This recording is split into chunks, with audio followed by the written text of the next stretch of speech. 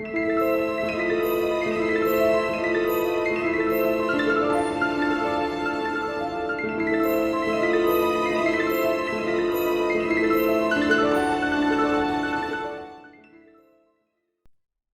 everyone, welcome back. If somehow you have managed to stumble upon this video first before watching part 1, you should stop this video right now, go back and watch part 1. This is part 2. But now we're diving into, let's remind ourselves of the three main periods here: Archaic Greece, Classical Greece, Hellenistic Greece. Again, your book refers to what we're going to call Classical Greece. In this lecture, your book refers to that as Hellenic Greece. The reason I'm not, as I mentioned in the last video, is that Hellenic and Hellenistic sound so similar to one another that I'm using a term that goes back a long way, that refers to this sort of period between 480 and 323 BCE as Classical Greece. And that's what we're going to dive into first, Classical Greece. Classical Greece being the time of the Athens being at the height of its power, democracy being in place, the philosophers are really starting to blossom and starting their schools, and Athens is this big happening place, this center of learning, of knowledge, of art, of theater, of philosophy, of all of that. So much is going on in this particular moment in time. Now again, Classical Greece, as I mentioned a moment ago, your book refers to it as Hellenic. We're going to call it classic for all the reasons I just mentioned. During the classical period of Greece, Greece reached the height of its success economically and culturally, and they viewed humankind as the highest creation of nature. Now, I mentioned that a little bit in Archaic Greece, and it certainly seems like that was part of the culture there, but it reaches its height in Classical Greece. The belief was that human beings were nearly perfect in physical form, and because they had the ability to reason, that this placed them at the top of creation. So in art, the human form begins to be depicted in stances of relaxation and movement.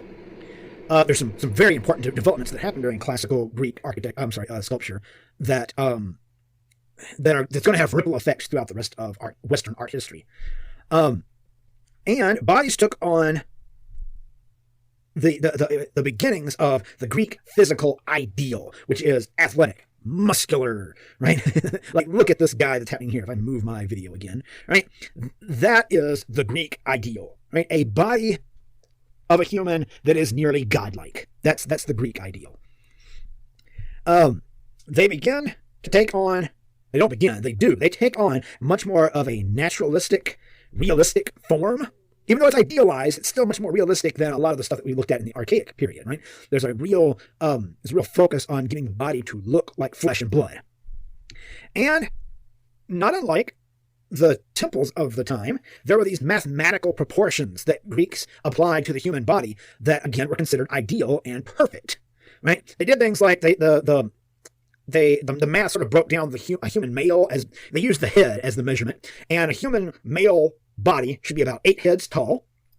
They said that I'm using my video up here, so I'm kind of looking in the corner. They said that the ideal proportions then would also have one head's length from chin to top of the head, from the center of the chest out here to the shoulder. Right, that space right there should be one head. They had a certain number of heads for the length of the arm, a certain number of heads from the shoulder to the hips, and right there's all these really hardline mathematical proportions that they applied to the human body. For the male sculptures are usually nude, they're usually fit, healthy, young, athletic. Their muscles and their shape are very distinctly defined. It looks a lot like muscle underneath the skin.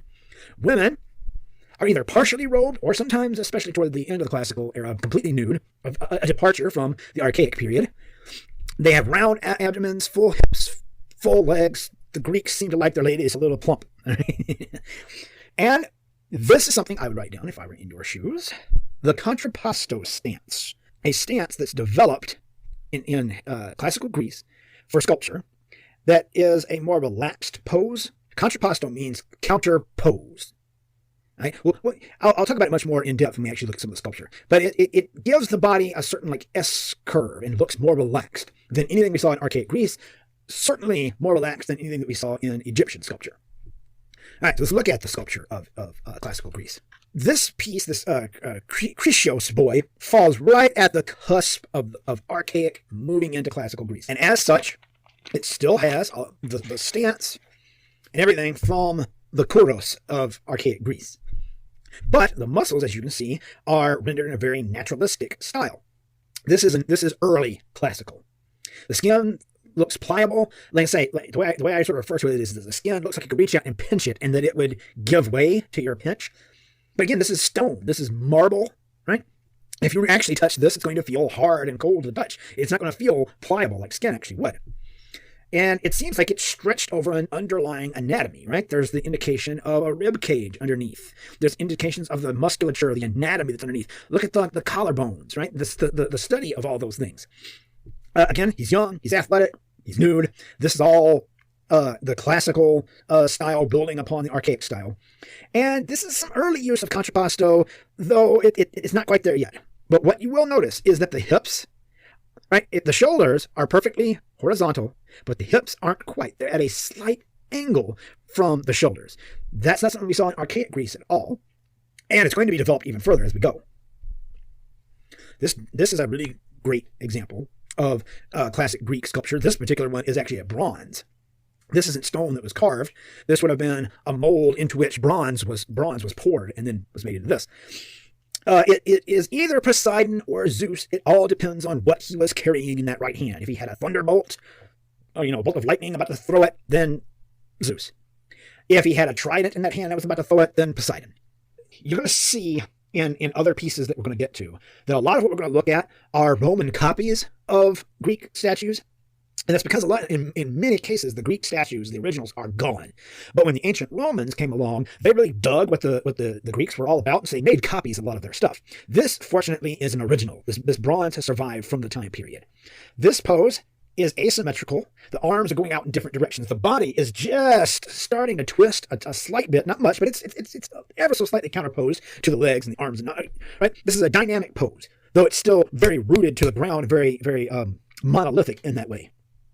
There's clear strain in the muscles. The muscles are very clearly defined under the skin, again, the way that they were in the last piece that we just looked at. Interestingly, they actually played around a little bit with the proportions. The proportions aren't perfect on this one. If you were to put those arms down, they'd be hanging way too low for the perfect proportions that the classical Greek sculptors adhered to. So whoever made this one seemed to take a little bit of artistic license with those arms. This is what a god should look like, right? Which may be why it may also be why there was the difference in the arms, right? Taking a little bit of license in that arm, right? But there's an idealism, right? There's supposed to be this perfection of the human form. Now, this piece is the one we were looking at in that earlier slide, the spear bearer, and we know the name of this sculptor. His name was Polycleides. This, as you can see down there, however, is a Roman copy. This was one that was made by the ancient Romans later. The original, sadly, is gone. Polycleides. We know his name. We don't know all of the sculptors of this period, but Polycleides is one that we do know. And this piece right here is a young athlete. There would have been in his hand a spear that would have gone over his shoulder. It's no longer there, of course. There's certainly the idealism here, right? Like Polycleides has this young, athletic, muscular man adhering to all those mathematical proportions that we were talking about. And I don't think it's important that you understand exactly what all those are, but just know that he's adhering to that. He has all that in place here, and he's adept at sculpting skin stretched over musculature. And clearly, the Roman sculptor from the later period who copied this was also pretty talented when it came to that. But what's of particular interest is the contrapposto pose. All right, so what is the contrapposto pose? The contrapposto pose is this much more relaxed pose, which it irritates me that my icons won't go way down here at the bottom of the screen. Note that all of the spear bearer's weight has been put onto one foot. The other foot has been lifted slightly and is relaxed, which then creates a counter pose. Contrapposto means counter pose. It translates to counter pose. And that's because the shoulders and the hips are off axis from one another, right? And that's just the natural way that we stand, right? It is exceedingly rare that we stand the way those sculptures in the archaic Greek period did, or the way that the Egyptian sculptures did, right? If you're standing in one place for much of a length of time, say you're just standing in the hallway having a conversation with someone, you're not going to stand with both of your feet firmly planted on the ground, perfectly upright, right? Right, we take our weight off of one foot, we put it on the other, which takes our hips and our shoulders off axis from one another. And it's how we relax ourselves. And when that foot kind of gets tired of holding the weight, we sort of shift again to the other foot. Right? This is ancient Greek sculptors trying to capture that and to then create something much more dynamic than those very stiff poses of the archaic period. Now, the Romans are going to love this pose and they're going to adopt it. Then it's going to go away for a while. And then we're going to see it come back in the Renaissance. And it's why I say that the classical Greek sculptors made innovations, this being one of the foremost, that would have echoes and ripples throughout the rest of Western art history. This is Praxiteles is the name of this, the sculptor who would have made the original. This is a Roman copy of the original again. This is Aphrodite of Knidos. And it's probably one of the most popular statues from Greek antiquity. That traditional archaic Greek tradition of having a female figure really sort of inhabiting a rectangle, that's gone, right? She does not have both feet firmly planted on the ground together. She is in that contrapposto pose, right? Her weight is on her right foot. Her left foot has been relaxed, and that has taken her hips and her shoulders off axis from one another, counterposing her shoulders and hips. So she's in a much more relaxed stance. And she's getting ever so slight of an extension of her arms out into space. Right? One arm is sort of off in this direction. The other arm is just beginning to sort of reach outward. She's still fairly contained, but nowhere nearly as much as the sculptures that we looked at from archaic Greece. And there's that idealization of how Greeks saw the perfect woman. Right? The perfect woman, as far as the Greeks were concerned, would be rounded. She would have round hips, round legs. Her body would not be sort of thin and hourglass, if you will. And then look at the attention paid to that drapery. That's a new thing that's happening in classical Greek sculpture as well, where stone is being carved in such a way as to look like genuine, realistic drapery, cloth, falling over a surface. So the almost chaotic nature of that fabric is also a precursor of the Hellenistic fascination with fabric that we'll see when we get to them. Architecture in classical Greece. Forgive me for taking a drink. Remember our three orders, the Doric, the Ionic, and the Corinthian.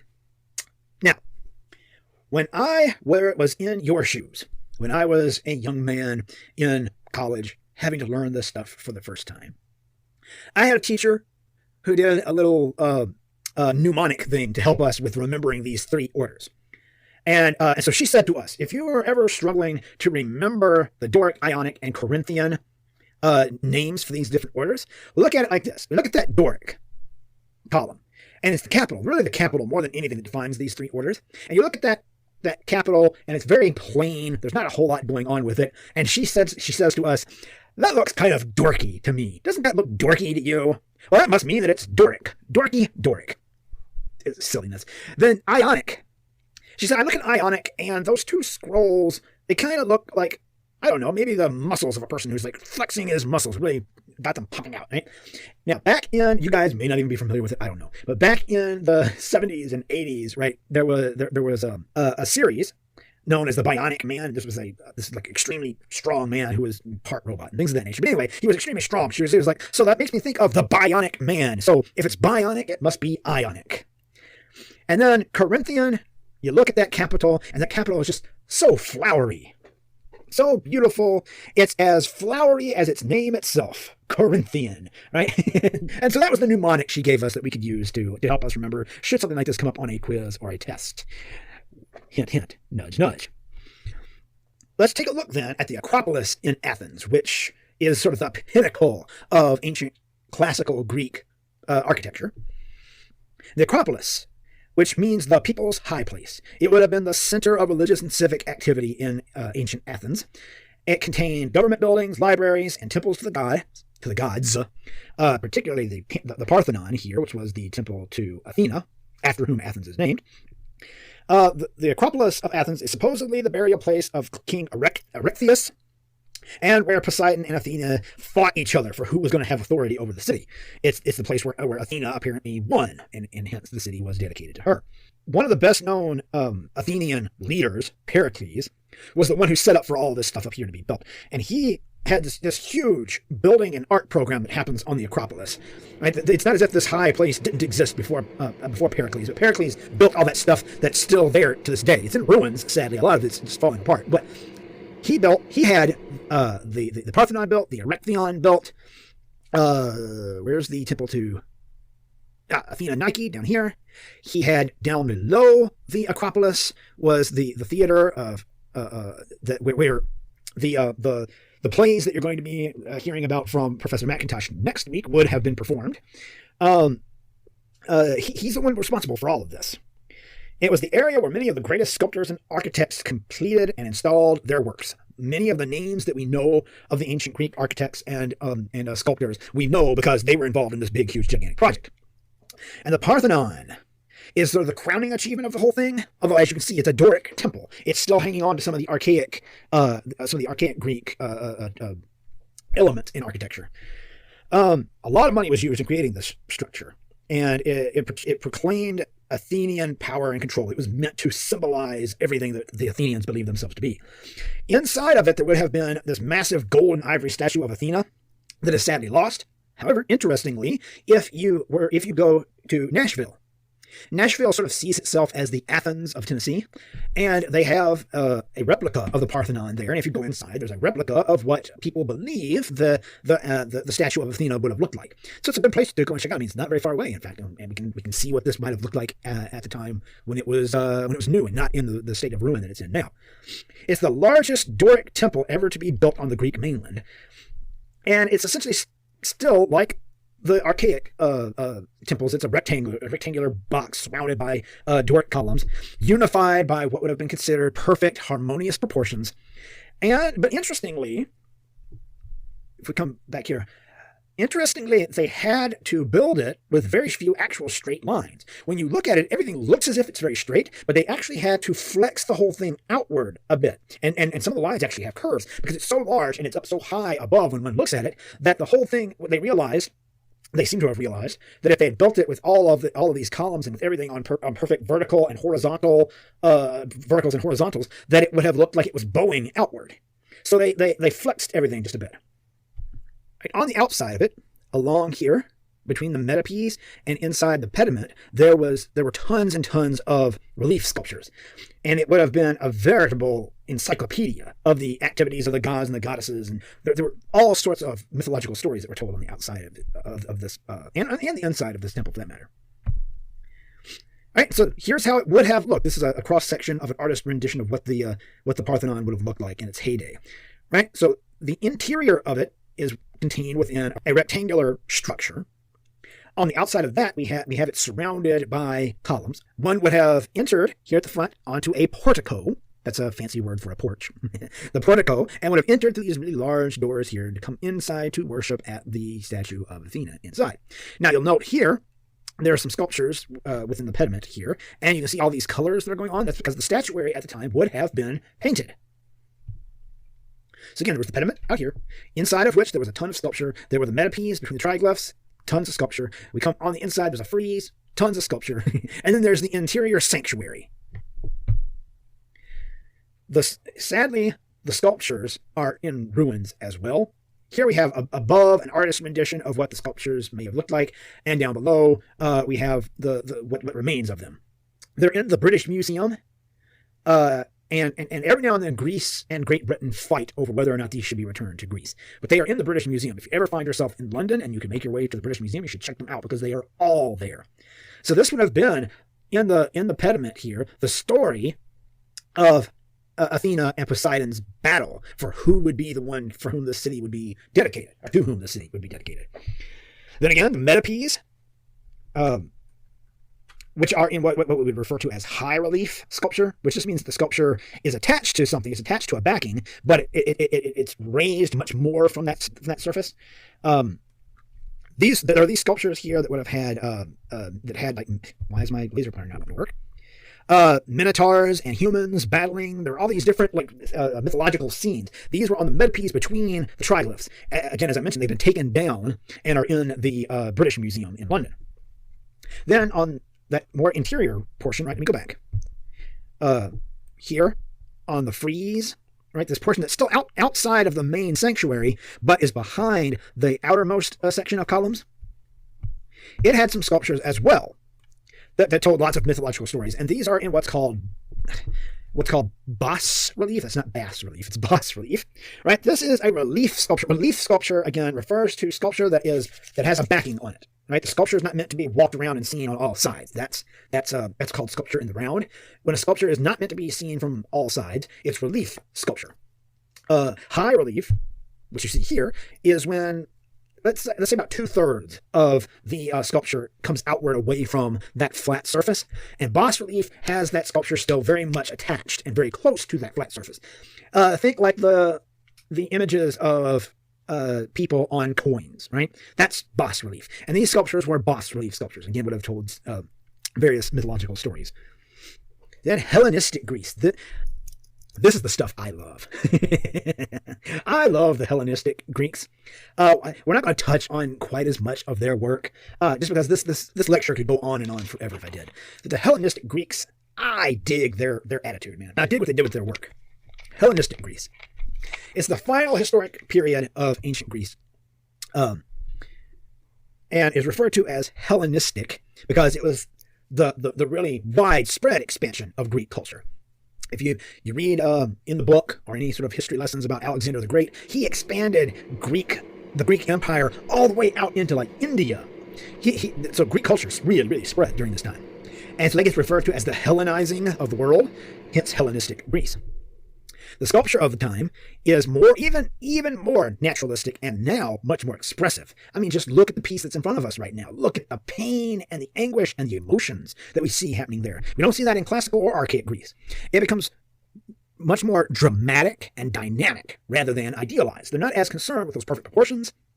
They're not worried a huge amount with the godlike nature of human beings. They like human beings' blood, sweat, and tears and emotions. That's what they like. It's the Hellenistic Greek sculptors are rejecting what they saw as cold, emotionless classical ideology in favor of, well, let's talk about it, extremes of emotion. We'll see extremes of emotion from extremely happy to extremely sad to extremely anguished to extremely angry to extremely tired to extremely, whether or not you call it an emotion, but extremely old. This is the kind of stuff the Hellenistic Greek sculptors were into. They wanted to capture the character of the subject. Right? Not some sort of perfect, unattainable ideal, which, I mean, they would have seen it as unattainable. The classical Greeks and the archaic Greeks, they didn't see perfection as unattainable. They thought perfection was intrinsic in us. We were just falling short of it. The Hellenistic Greek sculptors, and I'm talking about the artists now, right? I'm not necessarily talking about Greek government. Art of this time period is very interested in individuals and not some sort of overarching ideal that we should all attain. They're much more interested in looking at each individual and seeing like what is the character of that particular person and how do I express it in sculpture. So some common themes are things like old age. I don't think I included any of that in this lecture, but there's some really great sculptures of old people, and you just didn't see that in classical Greece, right, where everybody was young and athletic and beautiful. And, people who are asleep, which again I didn't include any images of that, which is why I don't have it in red. Suffering. We are going to see some suffering. You're already seeing it right there on the screen. And they like the idea that ordinary, everyday people can be depicted in art, which is not something the classical Greeks would have thought. The classical Greeks were very much about gods, kings, athletes, people of prominence, right? The Hellenistic Greek sculptors have no problem taking on someone who's just an ordinary, everyday human being, warts and all. So and that sculpture, that should say Hellenistic Greece, scratch classical. So you have this piece, Melpomene, and this is a Roman copy again of an original by Filiskos. Man, Greek names are hard to say. I will never ask you the pronunciation of any of these names on a quiz or an exam. One thing that I didn't necessarily talk about in that first slide on Hellenistic sculpture is that the Hellenistic sculptors took on a new obsession with fabric draped over human figures and the possibilities of representing that in stone or metal. They were really, really interested in trying to get that to look like soft, thin material. As you can see happening here, because the drapery has been wrapped super tightly around this young woman. And again, this is very different from what the classical Greeks would have given us, because it's just a young woman. ordinary, everyday young woman who's sitting in thoughtful repose, or standing in thoughtful and leaning in thoughtful repose. However, there's this interesting, and it's very Hellenistic, there's this interesting dichotomy between the serenity of the facial expression, she's very serene and calm, and those more dynamic, almost frenzied folds of the fabric and the wraps of the drapery. And that dichotomy keeps the visuals and maybe even the emotional tension that is characteristic of Hellenistic art right there on display. Right? They like that tension, right? Where you put two things that are seemingly opposites and combine them into one piece of artwork. That tension does something to us, right? When I was giving this lecture one semester in the classroom, there was a student who raised his hand and was like, "So let me see if I understand. What you're saying is her face looks very calm and serene, and all the fabric wrapped around her body is screaming, 'Help me, I'm trapped.'" And I was like, yes, exactly. That's perfectly describing what's happening here, right? And it's that dichotomy of those two things that the Hellenistic Greeks really enjoy, and that kind of thing would not have been allowed in classical Greek sculpture because that's too human. That's way too human. Yeah, there we go. Look at that. Look at that calm face. Again, the nose is broken off. And look at the way that the attention that's been paid to how fabric folds over the hand and the arm. And again, that's marble. That's stone that's been carved and polished to look that way. That's an amazing feat, which again, the Romans were fascinated with, hence their copies. And I was wrong. I do have one in here of an old person, the old market woman. She appears to just be an ordinary, everyday woman, right? Like there's no indication that she is anyone of importance. She's just an old woman who is in the marketplace. She would have been, looks like she's carrying a basket that would have had whatever she was purchasing that day. But she doesn't seem to be a woman of high status, necessarily. She doesn't appear to be a god or goddess. Right? And that was a theme we saw a lot in Hellenistic Greek sculpture. This is a particularly famous Hellenistic sculpture, Nike of Samothrace, or sometimes it's referred to Nike Descending. This piece is, again, it's in ruins. The head, arms, feet are gone. This would have been a sculpture of Nike. Nike being the goddess of victory, and that being why the shoes are named after her, right? Nike shoes are named after the goddess Nike, the goddess of victory. Makes sense that athletic shoes would be named after the goddess of victory. And we're fairly certain, this is the original, by the way, this is not a Roman copy, we're fairly certain that it was meant to be attached to the front of a ship. And it demonstrates something that is known, and I would make a note of this if I were in your shoes, as the wet drapery effect. In class, I would pause to let you write that down, but you can pause this video if you need to. The wet drapery effect. This was a Hellenistic Greek, an obsession of Hellenistic Greek sculptors, where they wanted to capture the way that fabric, when it gets wet, sticks to and clings to the body. How do you do that, right? Because you can't have your model wearing wet clothing because it would dry as you're working. So how do you do something like that? And sculpture takes a long time to work on. You couldn't keep re-wetting your model. So instead, the sculptors of the time developed this technique where they would take this really filmy material, dip it in a really wet, starchy substance, drape the nude model in that, form it into the ways they want, and then they would get those folds and the effect that they were looking for. Then they would let it harden and then remove it from the body of the model, and then they could work from observation of that because the starchiness in it would make that fabric stand up, and they could work from observation of that and create a statue that then looked like a person who was wearing clothing fabric that had gotten wet. The wet drapery effect. I would make a note of it. There will most likely be a quiz question about that very thing. Okay, wet drapery effect. It's a Hellenistic Greek sculpture innovation. This is a piece called A Gaul Killing Himself and His Wife. And this is the pinnacle of Hellenistic sculpture.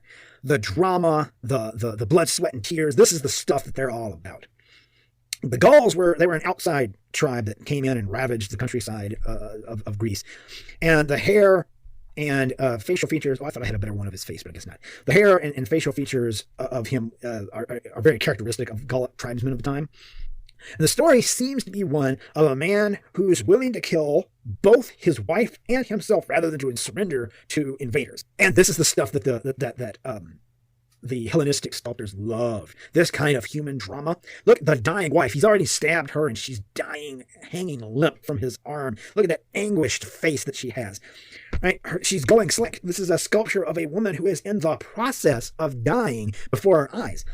And the Gaul himself, as we just mentioned, is about to stab himself. The blade is just starting to cut in. He seems to be trying to cut behind the shoulder blade to get to his heart. So there's a mutilation of the body, right? It's this kind of stuff we wouldn't have seen in the classical era. We certainly wouldn't have seen it in archaic Greece.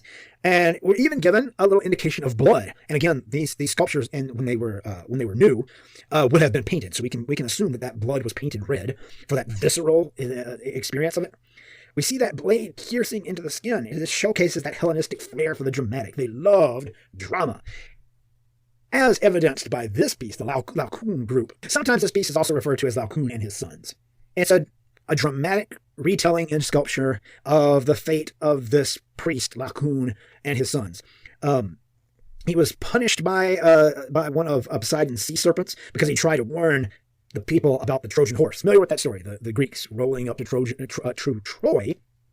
with the Trojan horse with all the soldiers hiding inside of it. He tried to warn them, Laocoon did, and Poseidon, who wanted the Greeks to win, had this sea serpent come up, grab him, not only him, but his sons, and drag them into the sea and murder them. And the figures struggle against it.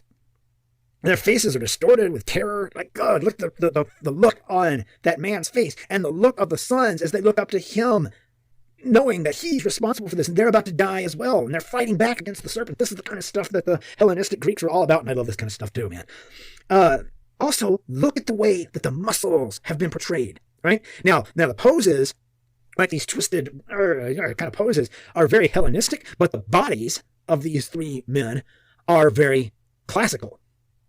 And that seems to be purposeful because it seems to show that regardless of how perfectly toned their bodies are, they are powerless against this sea serpent. They can't fight it back. Thus, these sculptors are not concerned with the classical proportions of the body or anything like that, because Laocoon himself is clearly meant to be the focus of this piece. Look at just how large he is, right? His two sons, who appear to be, although youths, still fully grown, look how small and diminutive they are in comparison to him. Very similar to that Egyptian way of working with hierarchic scale that we talked about. Right? In this case, it's not necessarily, it is hierarchic scale, but it's not necessarily being used to say Laocoon is more important than his sons. It is meant to put the focus, the emotional focus, on this tortured man in the middle, right? And make the two sons look more vulnerable by being so much smaller than he is. That seems to be the focus there. Okay, so that's Hellenistic and classical Greece and the art and architecture of their times. That puts an end to our lectures for week 5. Remember that this material that I've just gone over and the material that Professor McIntosh went over in week 4 are what will be covered on the quiz this week, which should be released. It should pop up for you on Thursday at noon, I want to say. Yeah. All right. Thank you, guys. I, as you may have noticed, get very passionate when I talk about this stuff. I really love, particularly the Hellenistic Greek sculpture. All right, take care, guys. Bye-bye.